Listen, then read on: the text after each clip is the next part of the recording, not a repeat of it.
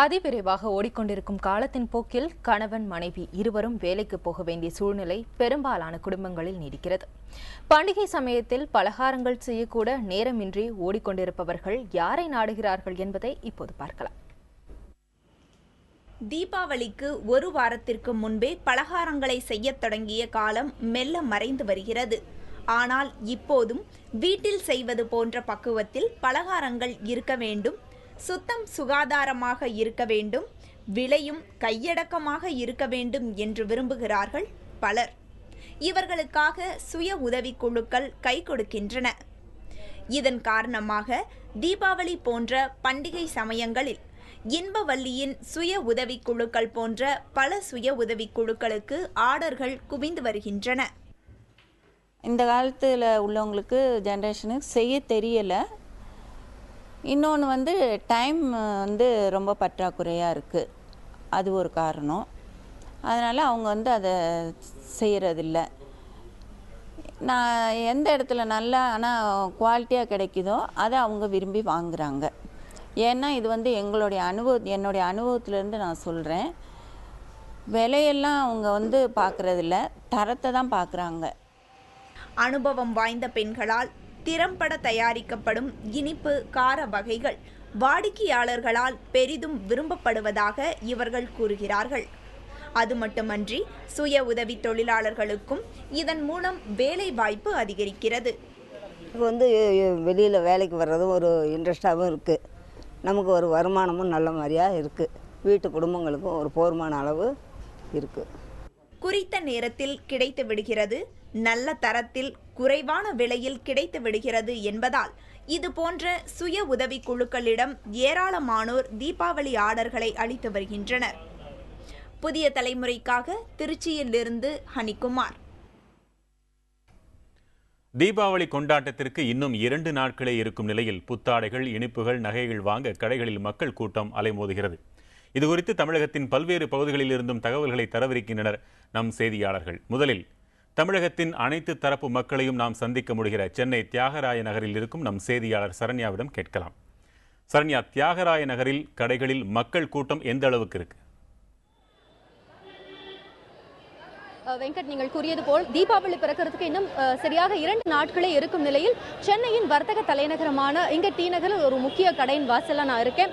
சென்ற வருடத்தை போலவே இந்த வருடமும் மக்கள் கூட்டம் அலை மோதுறதை பார்க்க முடியுது. ஆனா சென்ற வருடத்தை விட இந்த வருடம் இங்கு வரும் கூட்டம் ஓரளவுக்கு முறைப்படுத்தப்பட்டிருக்கிறத பார்க்க முடியுது. இங்கே நிறைய கம்பி வடங்கள் வைத்து 50 மீட்டருக்கு ஒரு போலீஸ் ஒரு காவல்துறையினரை நிறுத்தி வச்சிருக்கிறதால கூட்டம் ஓரளவுக்கு கட்டுக்குள் இருக்கு அப்படின்னு சொல்லலாம். எது எப்படி இருந்தாலும் கூட்டம் களை கட்டி இருந்தாலும் விலை அதிகமா இருக்கு அப்படின்ற ஒரு கருத்தை இங்க இருக்க மக்கள் கிட்ட பரவலா நம்ம இங்க இருக்கும் போது கேட்க முடியுது. அந்த வகையில் ஐனாவரத்திலிருந்து வந்திருக்கும் ஒரு தம்பதி கிட்ட நம்ம இப்ப பேசலாம். ஐனாவரத்திலிருந்து வந்திருக்கும் நாகபாண்டியன் மற்றும் லாவண்யா நம்மளோட இருக்காங்க. அவங்க கிட்ட பேசுவோம். அம்மா வணக்கம். நீங்க ஐனாவரத்திலிருந்து வரீங்க. வரும்போது டி நகருக்கு எந்த அளவுக்கு போக்குவரத்து இங்க நெறிப்படுத்தப்பட்டிருக்கு? இங்க எந்த அளவுக்கு கூட்டம் இருக்கு? நெக்ஸ்ட் போன தடவை இருக்கிற மாதிரி இப்போ கம்பி கேட்லாம் போட்டிருக்காங்க. கூட்டம் அதிகமாக இருக்கும். இப்போ போலீஸ் ரொம்ப ஹெல்ப்ஃபுல்லாக இருக்காங்க.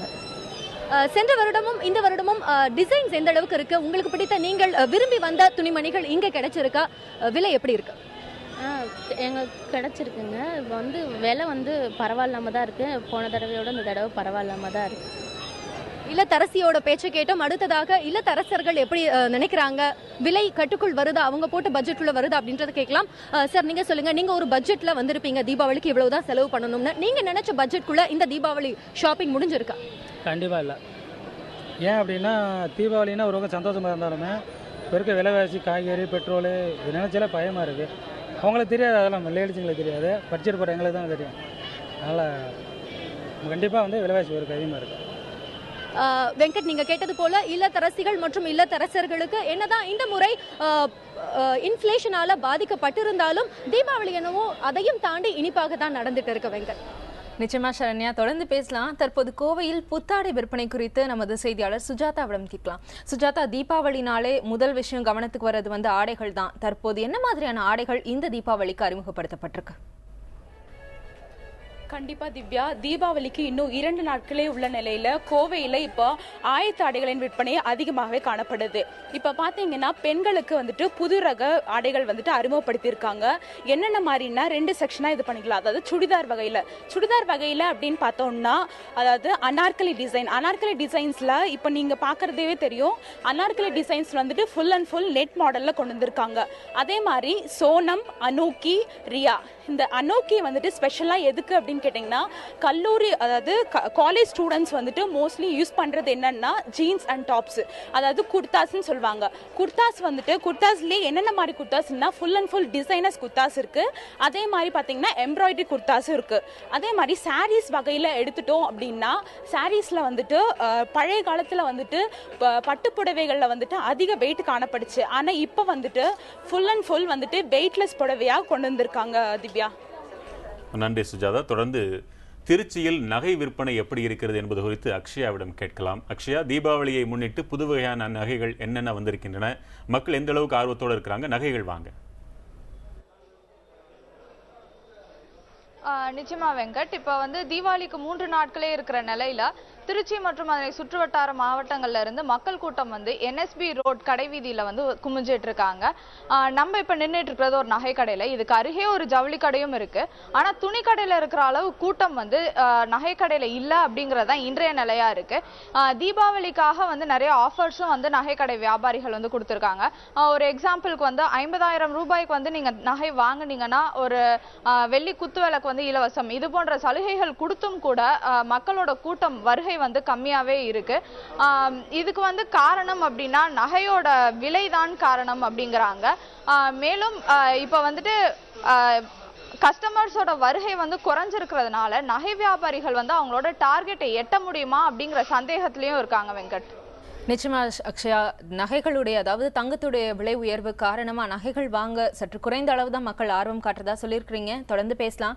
தீபாவளி பண்டிகைக்காக சொந்த ஊர்களுக்கு செல்பவர்களுக்கு என சென்னை கோயம்பேடு பேருந்து நிலையத்தில் இன்று 1000 சிறப்பு பேருந்துகள் இயக்கப்படுகின்றன.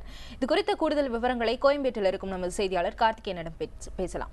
கார்த்திகேயன், பொதுவா சென்னையில பலர் சென்னையில தங்கி வேலை காரணமா அவங்க இந்த இடத்துல இருக்கிறாங்க. அவர்கள் சொந்த ஊருக்கு போறதுக்கு பேருந்து வசதிகள் எந்த அளவு செய்யப்பட்டிருக்கு?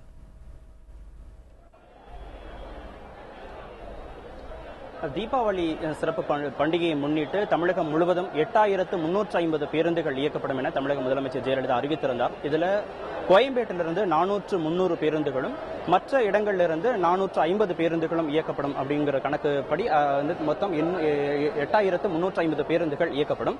இன்று மொத்தம் 1000 பேருந்துகள் இயக்கப்படுகின்றன. நேற்று தான் அந்த சிறப்பு பேருந்துகளோட இயக்கம் தொடங்கிச்சு. நேற்று 700 பேருந்துகள், இன்று 1000 பேருந்துகள், நாளை 1200 பேருந்துகள், நாளை மறுநாள் 1400 பேருந்துகள், மொத்தம் 8350 பேருந்துகள் இயக்கப்படுகின்றன. இதுல இதுவரைக்கும் புள்ளி விவரங்கள் கொடுக்கிற கணக்குப்படி பார்த்தா 44,200 பேர் முன்பதிவு செஞ்சிருக்காங்க சொந்த ஊர்களுக்கு போறதுக்கு. இதன் அடிப்படையிலேயே மட்டுமே 1,34,00,000 ரூபாய் தமிழ்நாடு அரசு போக்குவரத்து கழகத்துக்கு லாபம் கிடைச்சிருக்கு. இதுல திருச்சி போறதுக்கு மட்டுமே கோயம்பேடு பேருந்து நிலையத்தில் 7வது தனிமேடை தனியாக அமைக்கப்பட்டு அந்த 7வது தனி மேடையில நடைமேடையில முழுக்க திருச்சி போறதுக்கு மட்டுமே பேருந்துகள் இயக்கப்படுகின்றன. இதை தவிர ஒவ்வொரு கவுண்டர்லயுமே சிறப்பு அலுவலர்கள் ஒரு 50 பேர் சிறப்பு அலுவலர்களாக நியமனம் பண்ணப்பட்டு வரக்கூடிய பயணிகளுக்கு உதவி செய்வதற்காக அவங்க கேட்கிற தகவல்களை எங்கெங்க எந்தெந்த பேருந்துகள் நிற்கும் போன்ற விவரங்களை சொல்வதற்காக நியமிக்கப்பட்டிருக்கிறார்கள். அவங்க அந்த பேருந்து சீட்டை பயணச்சீட்டை முன்பதிவு செய்த பயணச்சீட்டை படிச்சு பார்த்து எங்கெங்க போகணும் அப்படிங்கிற அறிவுரைகளை பயணிகளுக்கு வழங்குறாங்க. இது இல்லாம ஒலிபெருக்கிகள் மூலமாகவும் தேவையான தகவல்களை அவர்களுக்கு கொடுக்கறாங்க. பயணிகள் அந்த தகவல்களை கேட்டு குறிப்பிட்ட இடத்துக்கு போகலாம். ஒருவேளை பயணிகள் வரக்கூடிய இடங்களில் போக்குவரத்து நெரிசல் காரணமாகவோ இல்ல வேறு விதமான காரணங்களாலவோ பேருந்துகளை தவற விட்டாச்சுன்னா அந்த டிக்கெட்டை வச்சுக்கிட்டே அடுத்த பேருந்துகளையும் அவங்க இயக்குறாங்க. ஒவ்வொரு பேருந்துகளும் முழுக்க பயணிகள் நிரம்ப உடனே எடுக்கப்படுகிறது. கால நேரமே கிடையாது. 24 மணி நேரமும் இருந்து பேருந்துகள் வெளியூர்களுக்கு சென்ற வண்ணம் இருக்கின்றன. கோயம்பேடு பேருந்து நிலையத்தில் 2 வழியா பிரிக்கப்பட்டிருக்கிறது. பேருந்தோட முன்புறம் அப்படிங்கிறது வெளியூர்களுக்கு போற திருச்சி, மதுரை, கோயம்புத்தூர், திருவனந்தபுரம் போன்ற வெளியூர்களுக்கு சென்ற பேருந்துகளுக்கு வழிவிடப்பட்டிருக்கிறது. கோயம்பேடு பேருந்து நிலையத்தில் பின்பகுதி பார்த்தா பாண்டிச்சேரி, கடலூர் போன்ற வந்தவாசி போன்ற ஊர்களுக்கு செல்லக்கூடிய பேருந்துகள் பின்பதமா விடக்கூடாது. இது போக்குவரத்து நெரிசலை குறைக்கிறதுக்காக இது போன்ற ஏற்பாடுகள் செய்யப்பட்டிருக்கிறது.